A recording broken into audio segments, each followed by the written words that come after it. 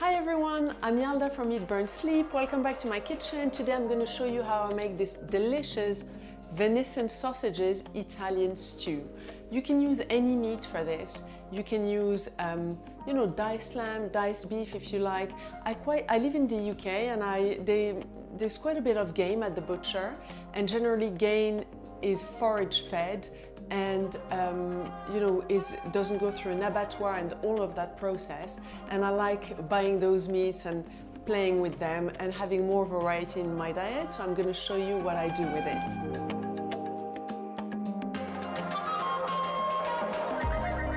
So I've got my ingredients here. So these are the sausages I'm using. They don't have any preservatives in them. I'm using a little bit of pancetta for flavor. It brings so much flavor. I'm using mushrooms, tomatoes, peppers, whole garlic, as well as garlic puree, some shallot onions here, but also a brown onion, some celery, some chopped tomatoes. Italian seasoning is just a mix of herbs with marjoram, onion, rosemary, thyme, basil, oregano, garlic powder, and paprika. I'm adding some paprika for flavor, ground pepper, salt, and a little bit of olive oil. So I'm gonna cut my pepper in rings. So I just empty it like this, and then I cut rings like this.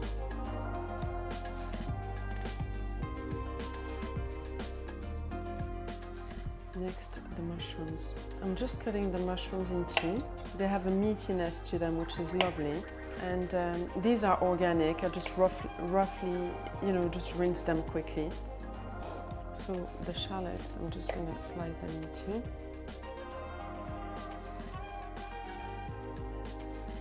Slicing the garlic.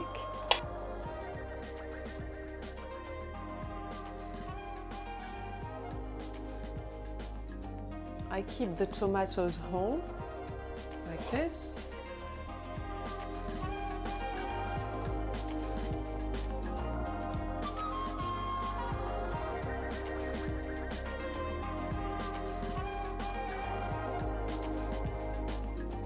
And I'm going to use about 3 celery stalks.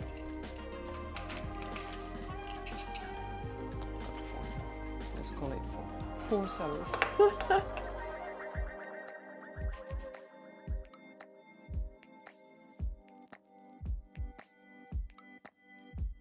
So for the meat, I use a different board for hygiene purposes and cross-contamination.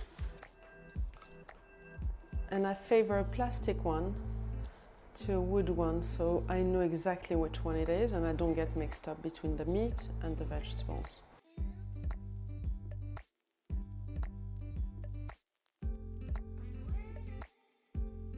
So I'm starting on high heat. I'm working the fire to the maximum. And I'm going to put a little bit of olive oil. So I start with the garlic and the brown onion.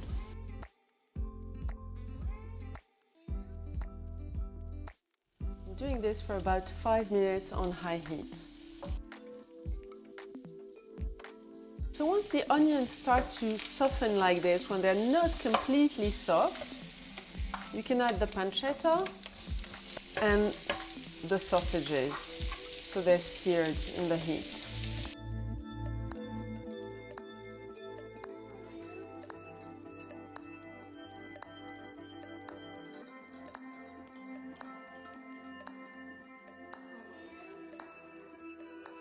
So once the onions have started softening like this and the meat is roughly seared, it doesn't need to be cooked through, we're gonna add everything else. Literally, just everything goes in.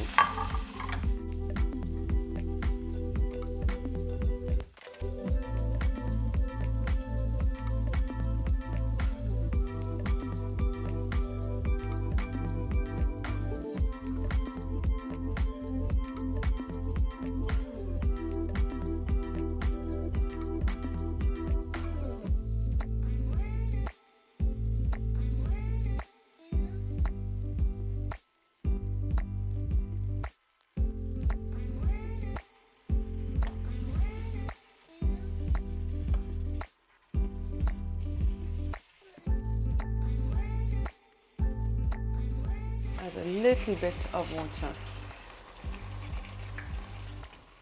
This is optional, but you can add a little bit of tomato concentrate for extra flavor, about a tablespoon.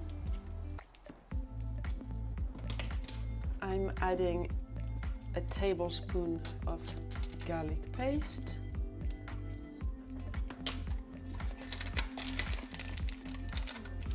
A heaped teaspoon of Italian seasoning.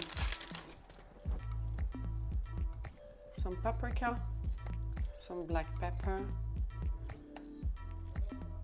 and finally some sea salt. So we're all mixing it all up, and we're gonna make it reduce basically with a higher fire. You let it cook like this between 30 and 45 minutes. You just see how it looks and it'll be ready. So as you can see, the water is evaporating. It's nicely softening all the vegetables. It's gonna be absolutely delicious. And you know, if you're busy and you haven't got time to do this, you can also put it in the slow cooker.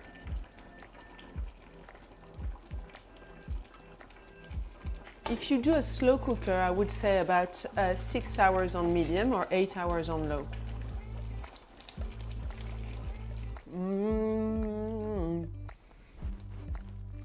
So good.